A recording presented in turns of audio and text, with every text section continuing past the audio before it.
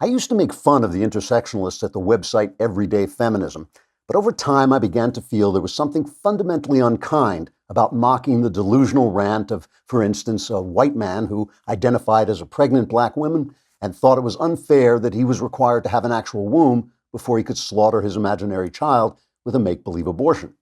Hilarious, yes, but fundamentally unkind. But hilarious. So today I'd like to set aside my cruel ridicule of those sad souls and instead turn my cruel ridicule on the people over at PETA, because let's face it, they're nuts too. PETA is a group dedicated to making the lives of human beings miserable in order to promote causes that will have no effect whatsoever on the lives of animals. For instance, PETA got the Animal Crackers Company to take the pictures of animals in pictures of circus cages off their boxes so that the animal pictures might run free before you open the box and bite the head off a zebra. But now PETA has turned its googly-eyed attention to changing the way people speak about animals because the lives of animals will be wholly unchanged by that, but it might make people unhappy and thus serve PETA's ultimate goal. For instance, PETA wants us to stop saying, kill two birds with one stone, and instead say, feed two birds with one scone. I'm not making that up. Instead of beat a dead horse, they want us to say, feed a fed horse. And instead of bring home the bacon, they want us to say, bring home the bagels. Now, there's more than one way to skin a cat, I admit, and it's possible PETA has hit the bullseye with these suggestions. I personally would be willing to compromise and say, kill two birds with one scone, or beat a fed horse to death. But when it comes to bacon, I think PETA is just going to have to screw themselves and the horse they rode in on. Trigger warning, I'm Andrew Klavan, and this is The Andrew Klavan Show. I feel hunky-dunky, life is tickety-boo. Birds are winging, also singing hunky-dunky-doo. Ship-shaped, ipsy-topsy, the world is zippity-zing. It's a wonderful day, hurrah, hooray! It makes me want to sing. Oh, hurrah, hooray! Oh, hooray, hurrah! All right, here I am in a hotel outside of O'Hare Airport in Chicago. I'm heading over. It is a glamorous life I lead, folks. I'm heading over to my latest talk for YAF, for YAF. I'm going to Beloit College in Wisconsin. I'll be speaking there at 5:30 p.m. Eastern. And as always, everything I say will change your life on occasion for the better. If you're in town, come on out. I would love to see you. After that, I'm afraid the Klavanless weekend comes in hard, but you can stave it off by listening to Another Kingdom, number 9, chapter 9. The penultimate chapter will be available tomorrow for everybody. The chapter is called Orozco, and you should know by now who Orozco is, or else you've fallen behind. We should also talk about one of the great Christmas presents of all time. If you have not gotten a man crates yet, either for your guy or for yourself, or to tell your girlfriend that you would like one, you should do this immediately, because these things are so much fun. These are gifts that come, really nice gifts, that come in a crate that you have to pry open with a crowbar that is included. And if before you do this in front of people and make yourself look like an idiot, you might want to practice a little bit on the side. But they got great stuff. I got the Whiskey Appreciation Crate. I got one of those. I also got the Grill Master Crate, because my grilling is not as masterful as I would like it to be. These are terrific gifts, and you're giving a man a gift that he's really going to like. You know how hard it is to get guys to tell you what they want. This is what they want. And listeners to this show can buy one gift and you will get the second gift for 25% off. Here's how you do it. You go to mancrates.com/Klavan. That's mancrates.com/Klavan. This offer is only good for the holidays. You buy one gift and you get the second 25% off at mancrates.com/Klavan. You'll have the difficult task of prying open this crate and figuring out how to spell Klavan as well, which is Klavan. So there's a narrative going around. The Bush funeral was yesterday. The President George H.W. Bush obviously was laid to rest. And there's this narrative going around that the funeral and the tributes to the grace and dignity of President George Bush was an inherent rebuke to Trump, who obviously is a roughneck and has this boorish style. But I think the true narrative is exactly the opposite of that. I think that the Bushes had a very graceful funeral in which they included President Trump. President Trump behaved very well, And in doing that, it isolated the only group of people in the country who cannot put their rage and bile away for even a single day, namely the media. I mean, the funeral was genuinely remarkable for what it wasn't. It was remarkable that it was not a partisan hate fest. We all still remember the John McCain funeral. We don't have to remember the John McCain funeral. It's still going on, I think. There's still guys standing in the John McCain funeral screaming at President Bush. You remember everybody was, Bush wasn't invited because, Trump wasn't invited because McCain hated Trump. And the people who gave the speeches they gave were inherently attacking Trump and sometimes openly attacking Trump. It was just an ugly thing. And the funny thing about it was it reflected John McCain's personality. He was an angry man. He hated Trump, and he even forsook his main campaign promise of repealing Obamacare just to get back, I think, just to get back at Trump and to stick it to him. But Bush, the elder Bush, was a man of grace and decency, and he raised his family to be like that. And so they reached out. No matter what you thought of the man's politics, he was just a graceful, elegant guy with a lot of goodwill for people. And the Bush family reached out to the White House and said, look, we want you very much to be included in this, and we want the funeral not to be about you and not to be about politics, but to be about this man who has passed away, this obviously a patriot who has passed away, and that's what we want to talk about. And so we retreated to what was a show of what you would either call grace and unity, or if you're a cynic, you would call it sentimentality and hypocrisy. And I think it's good to pause for a minute and figure out which it was. What is it when five presidents who clearly, some of whom don't like each other very much, what is it when they gather together and sit comfortably with each other and speak kindly with each other? What is it when Washington is so divided, stops for a moment and starts to talk about this man in good, glowing terms? What is it when you don't talk about a man's failures and flaws, but it's at a funeral you talk about the things that he did well? I am not a sentimental person. I am probably the opposite of a sentimental person. I have a real hard-boiled streak at bottom, and I don't like sentimentality because a lot of times it turns away from the truth of things and it gets things exactly wrong. However, I approve of funerals like this. I approve of shows of unity, of speaking well of the dead on the day you bury them. I approve of people putting aside their differences for a moment and coming together around a grave or a coffin and being kind to each other and treating each other kindly. And the reason I believe in this is because of a little thing that I like to call death. Okay, death is a big deal. It is a big deal no matter what you believe in, no matter what you think comes after death, whether you believe in heaven or nothing or rebirth. This life does not repeat itself, and this life is an urgent, important, and beautiful and sacred and fragile thing, and it ends when it ends forever. This life ends forever. And that means all of us are in the same boat, all of us with our flaws, all of us with our problems. Death is bigger than our flaws. It's bigger than our political differences. It's bigger than our grudges. Look, the way you can tell it's bigger is because you don't die for those things. You don't die for your grudges. You die over big things, and death isn't bigger than freedom. It's not bigger than right and wrong, but it's bigger than these little things that are most of the things that we argue about, especially in this country where we're really not as far apart as we like to pretend we are. It's one day.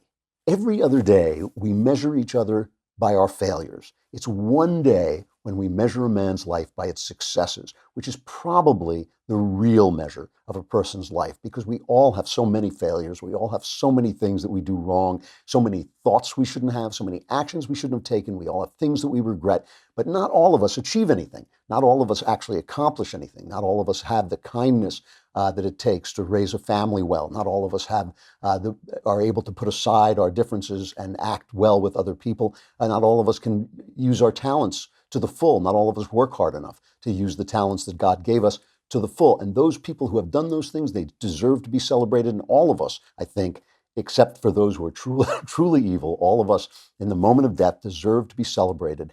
And, I've been to funerals. You've probably been to funerals. It works.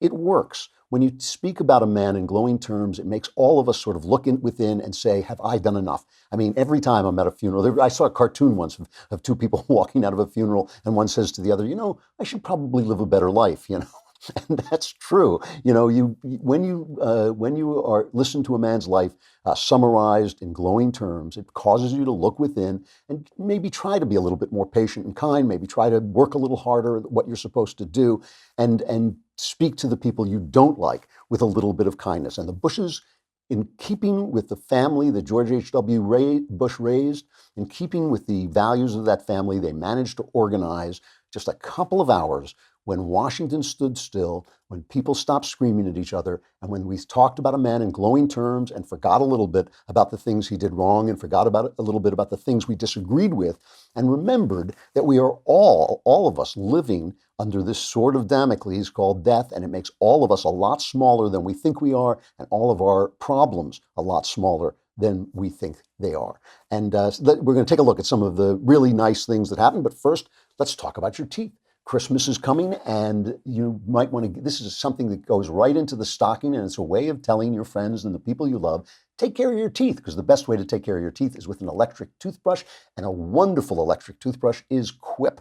Quip is real. I love my Quip. I've got it in the bathroom in this hotel room right now because it's so easy to take with you when you travel. Most of these, electric toothbrushes really do work well. My dental hygienists tell me that that's what I should use, and I do, but most of them are just huge. They're the size of bazookas, but Quip is graceful. It's really nice. It has this built-in timer that tells you when you've brushed one sector of your teeth for 30 seconds and when you're done for 2 minutes, so you get all the stuff in that you're supposed to do. They have a free not a free subscription service, but a subscription service where every 3 months for just $5 they'll send you refills of the brushes, which is another thing you should do. And they just have over 5,000 verified 5-star reviews, so you know they're good. Quip looks like a big ticket tech gift with a stocking stuffer price starting at just $25. And if you go to getquip.com/Klavan right now, you get your first refill pack for free with a Quip electric toothbrush. You don't have to tell your giftee that. You can just get them in secret. It's a first refill pack free at getquip.com/Klavan, when your teeth will sparkle when you say, how do you spell Klavan? It's Klavan. No E's in Klavan. The big moment at this funeral, and the one that is just, I think, really reached out and touched everyone, was when George W. Bush got up and saluted his father. I want to play the second cut of this. We don't have time to play them both, but play the second cut, which was just an amazing moment. And if you were watching it, it was even all the more amazing. We're going to miss you. Your decency, sincerity, and kind soul will stay with us forever. So through our tears, let us know the blessings of knowing and loving you, a great and noble man, the best father a son or daughter could have. And in our grief, let us smile knowing that Dad is hugging Robin and holding Mom's hand again. That's beautiful stuff. And to see the a guy who was once the most powerful man in the world, break down like that for his dad is a beautiful thing. My sister, Caitlin Flanagan, who writes over at The Atlantic, wonderful writer, she tweeted that when your son says that about you, the best father you ever had, that's the victory of life. And that you should imagine that moment and live your life backwards to make sure you earn that moment, because that is a beautiful thing. There was also some humor. My favorite came from the historian John Meacham, a terrific story that he told. This is cut 4. He never slowed down. On the primary campaign trail in New Hampshire once, he grabbed the hand of a department store mannequin asking for votes. When he realized his mistake, he said, "Never know, gotta ask." You can hear the voice, can't you? As Dana Carvey said, the key to a Bush 41 impersonation is Mr. Rogers trying to be John Wayne. That was good stuff, especially good stuff because when he was alive, those kinds of gaffes, he was very gaffe prone. Apparently, in person, I never met him, but in person, he was very eloquent. But when he was on stage, he was not the best public speaker in the world and was frequently making gaffes like that. And of course, our lovely press always ripped him to shreds. So listen, I think this was a beautiful thing and reminded us really of who we really are. I mean, this is the thing. This is the great thing about death. It reminds you of who you really are. It's the only good thing I think I've ever said about death, which I'm not a big friend of. But it does remind you that you're much smaller than you think, that you probably shouldn't judge others on their failures because you have so many of them yourself, and judge them by their successes, and then think about your own life and whether there are enough successes in it. And of course, by success, my sister was right. It's not the success measured by fame. It's not measured by money. It's measured by having the people who love you talk the way W spoke about his father there in that beautiful moment. So the idea was, of course, in the press that this is what we're doing as a nation. This is what we're coming together.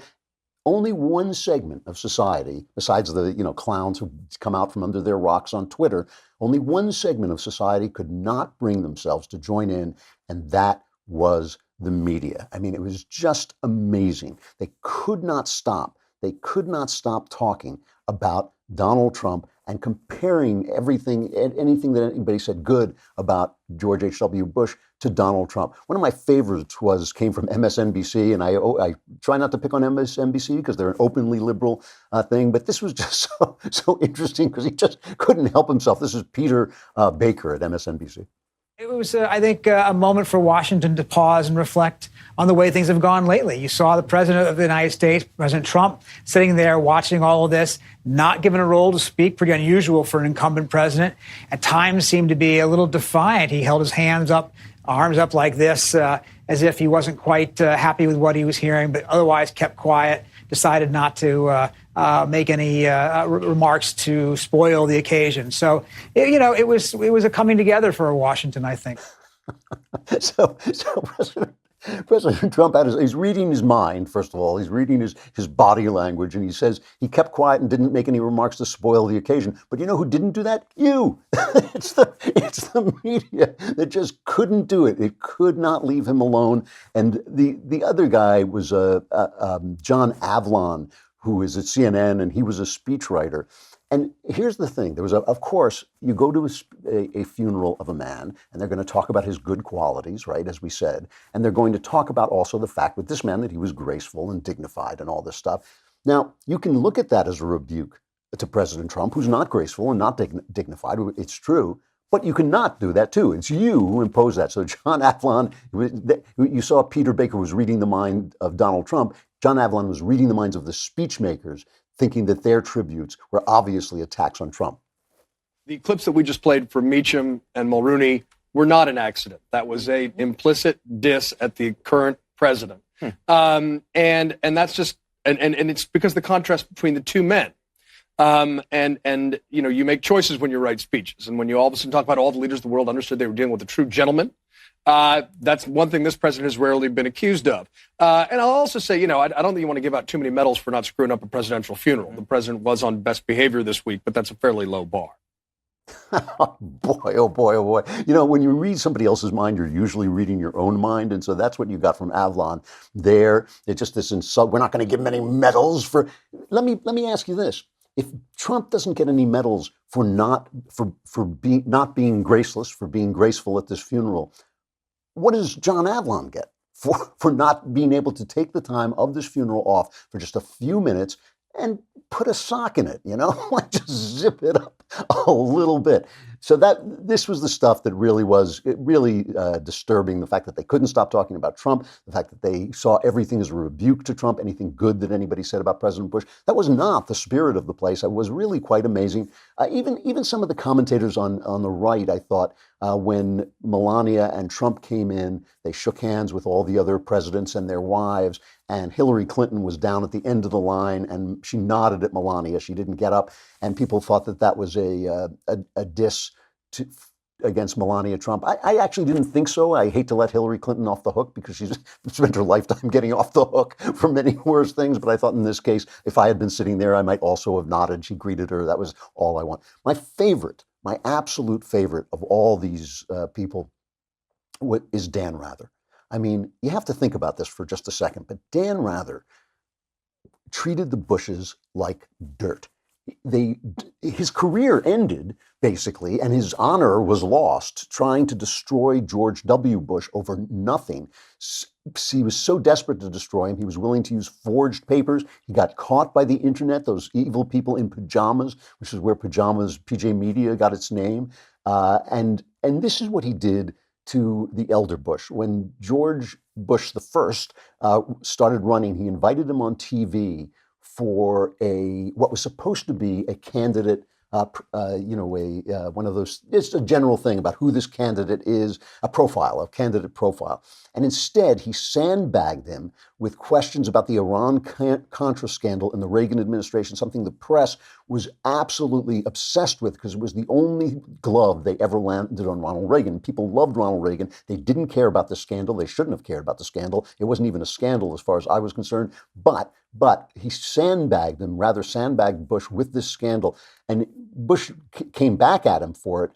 And what he's referring to here when he says there's 6 minutes or something like that, this was an incident that happened when at Miami,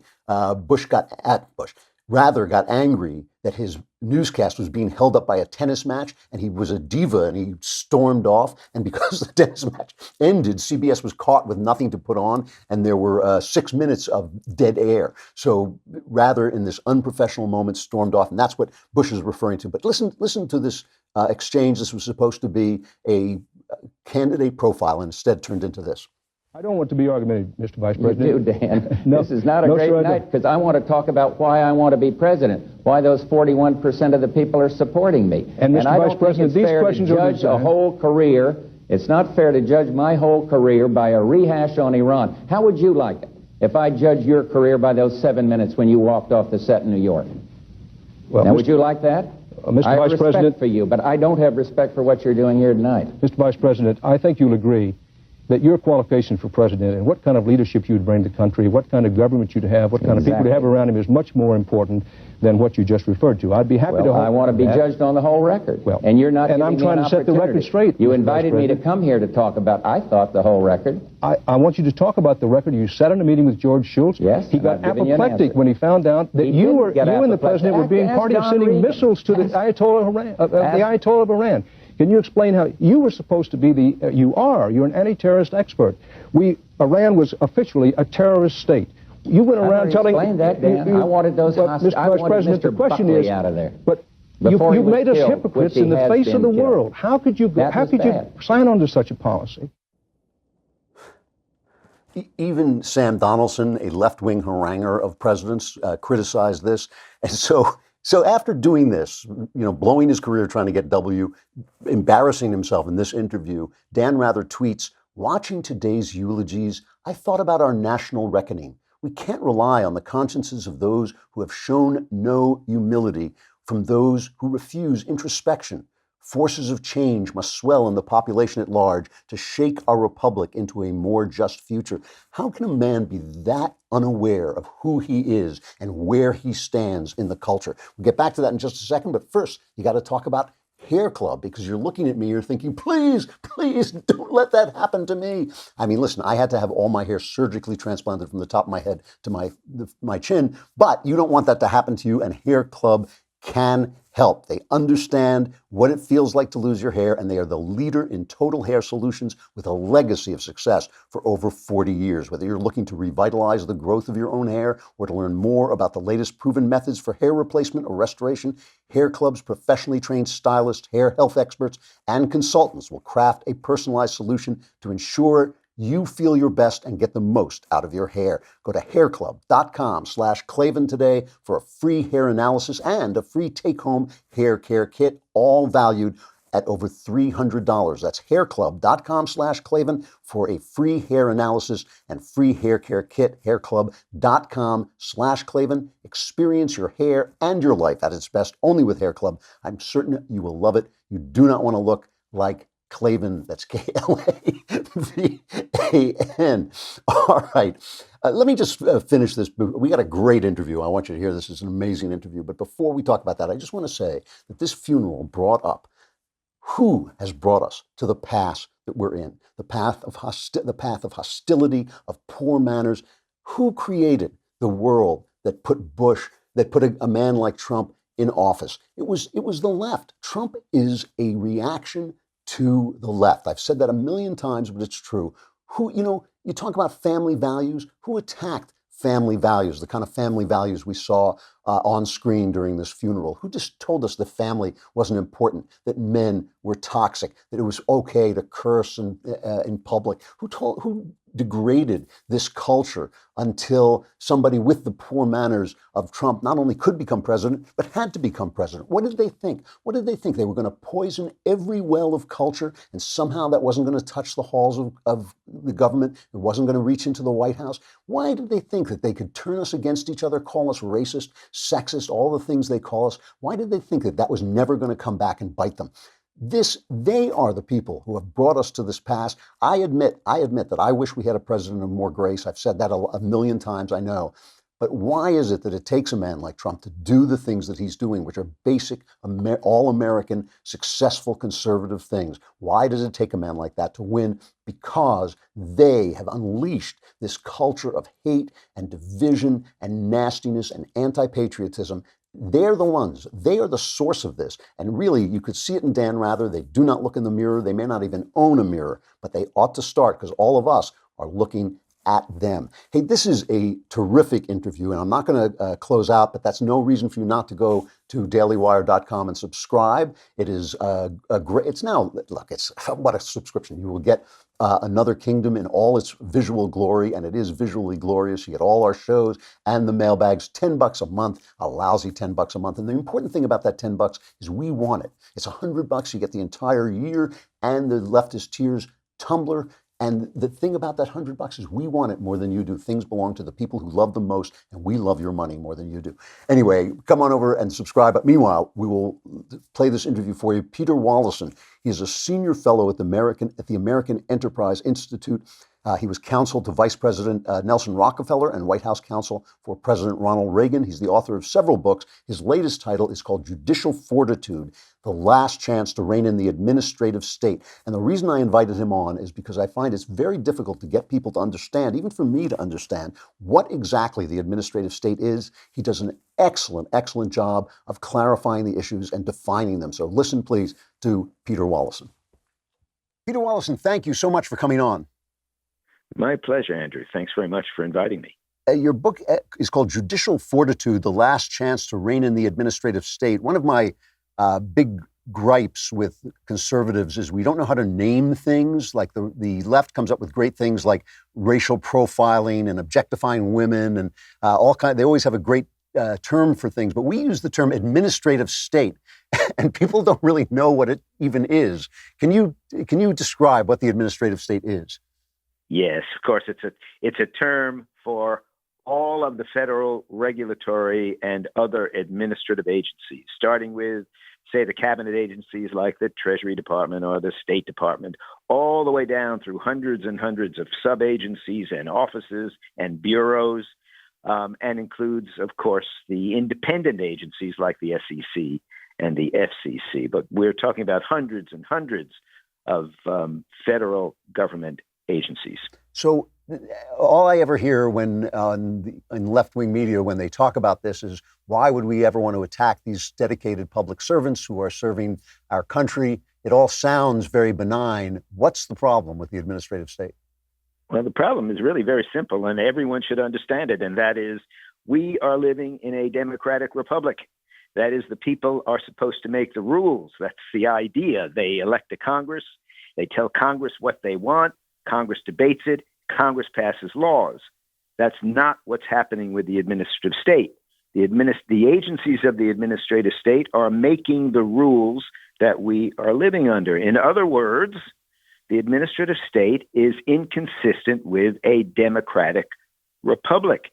They are not supposed to be lawmakers. They are supposed to be administering the rules that are made by Congress.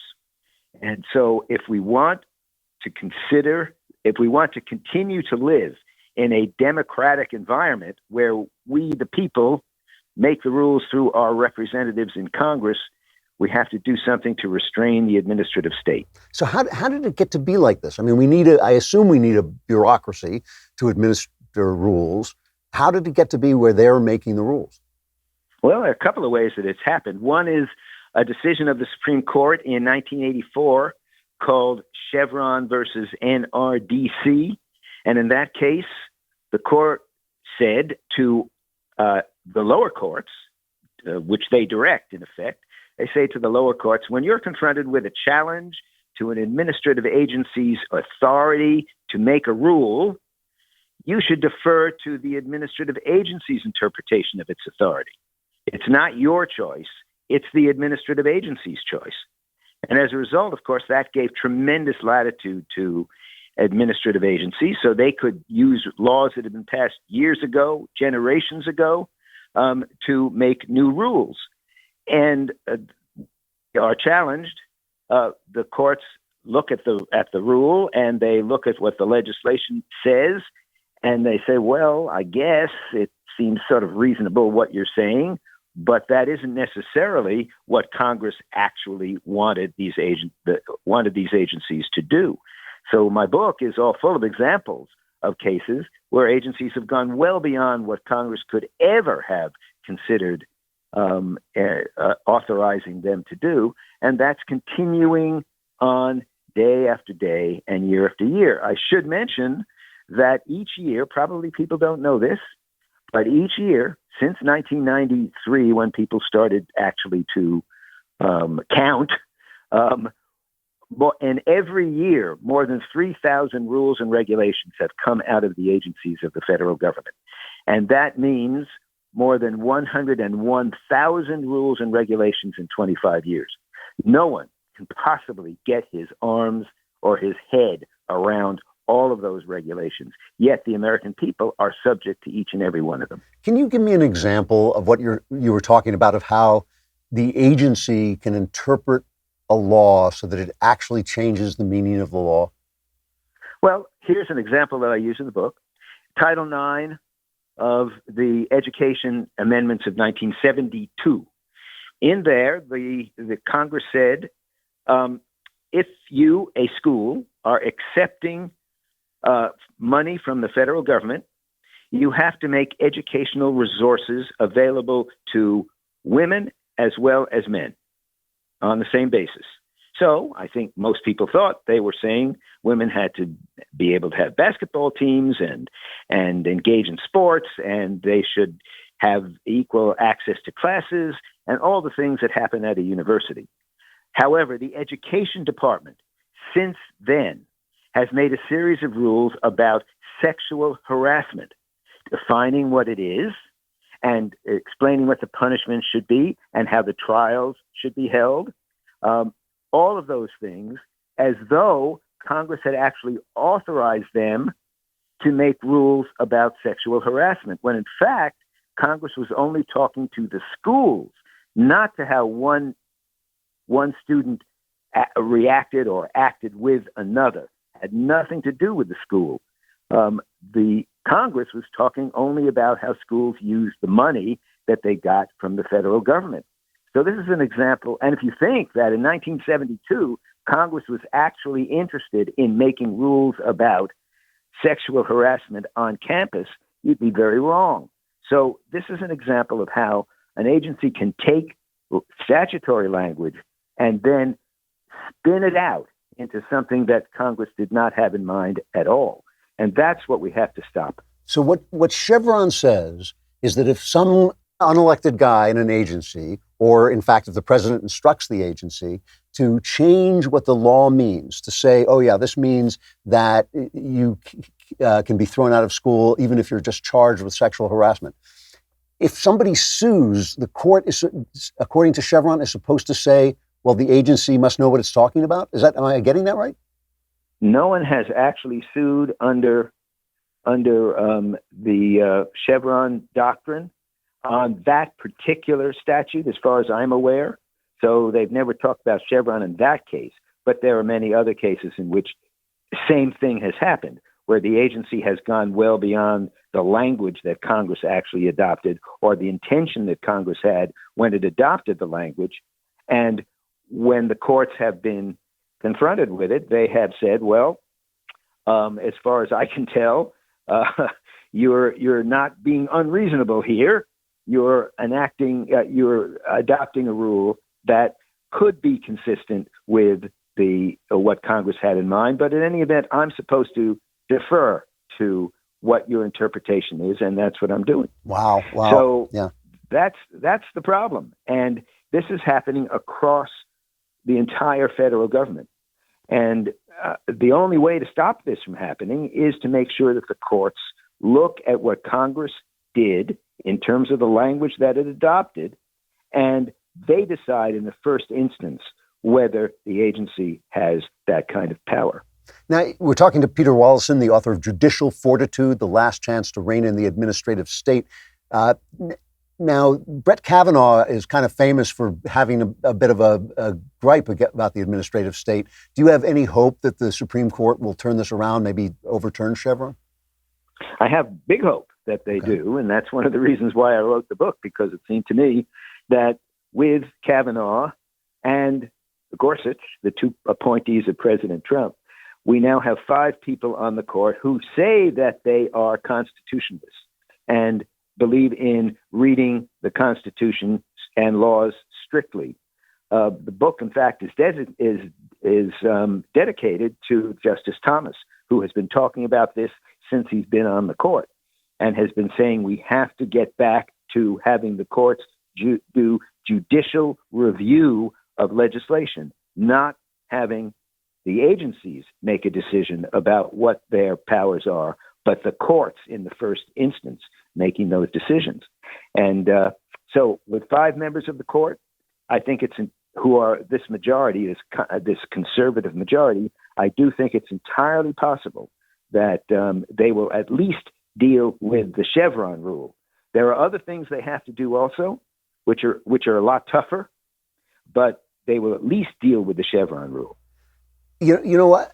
One of the things that I think has struck not just me, but a lot of people is the fact that Congress has essentially stopped doing its job, that they sit around and complain about illegal immigration, but nobody makes a move, nobody does anything. Is that connected to the administrative state? Have they has Congress lost power because of this? Yes. Strangely enough, the framers thought Congress was going to be the most important of the 3 branches of the government. They now are the weakest by far. And one of the reasons for that is that they have found it very convenient to give up their authority to administrative agencies. That means they don't have to make the very difficult decisions that make their reelection difficult. And as a result of that, Congress is no longer in the game. I mean, they look to the president to tell them what they ought to do. Then they adopt very general language, in many cases, which empowers the agency to make all the decisions. And the people do not understand this. I mean, they do not yet grasp the fact that the rules are really being made by an unelected bureaucracy in Washington, D.C., when they think that actually Congress makes the rules. So here's a person who is complaining about a farm pond being subject to federal regulation by the EPA, and he's saying to his congressman or his senator, what's going on here? How did that happen? And the congressman says, well, I didn't do that. That was the administrative agency. Wow. Well, the fact is that Congress gave the agency the power to do that, but didn't tell anyone. What they told their constituents was, I've made a rule, I've endorsed a law now that will assure that our waters are pure in the future. And that's what the constituents hear. But the real tough decisions, who pays the cost, whose property is burdened by the rule, that is made by someone else who's unelected and unconnected to that whole process. That is amazing. So keeping your job in Congress by not doing your job, that is amazing, and you just cast it off. So you call your book Judicial Fortitude, The Last Chance to Reign in the Administrative State. What do you want to see happen? Well, I think the answer is the courts. And the reason it's the last chance is that Congress is going to be unable to do anything about it. Can the president do something about it? My answer to that is no also. When you're dealing with more than 3,000 rules every year, there isn't any way that the president or his staff is able to review each of those rules and make sure they are consistent with the policy that this particular president wants to pursue. So it can't be done by the president. It can't be done by Congress for the reasons we've already discussed. So what's left? That's the judiciary. And the reason that the book is called Judicial Fortitude is that it is following language by Alexander Hamilton in one of the Federalist Papers, Federalist 78, in which he said that we, the framers of this Constitution, have given the judiciary lifetime appointments. And why? Because they need the fortitude to stand up to the power of the elected branches, by which he meant, of course, Congress and the president. So this is a responsibility of the courts. They are supposed to be policing the line between legislation, which is supposed to be done by Congress and only by Congress, and just simple administration, which is supposed to be done by the executive branch. But they have not, in 200 years, effectively done that. So what I am doing is saying, you have this responsibility, folks. Get to it. And what you want from them, aside from obviously overturning Chevron, you want them to say that laws are made by Congress. You want them to essentially to define what an administrative agency does, I guess. Exactly. And they haven't done that, and they can do it. But it's going to be hard work. Yeah. It's going to be as difficult for them as it is for Congress to sit down together and make the tough decisions that Congress is supposed to make. But the courts have to do that. And the Supreme Court is equipped, with the people they have on it now, it's equipped to do that. What they have to realize is that they need the fortitude to go ahead, even though there will be tremendous blowback from the people who like what the administrative state is doing. The Supreme Court has to stand up to that. And what it will do is reestablish our democracy, because that will mean that the major decisions for society will have to go back to Congress.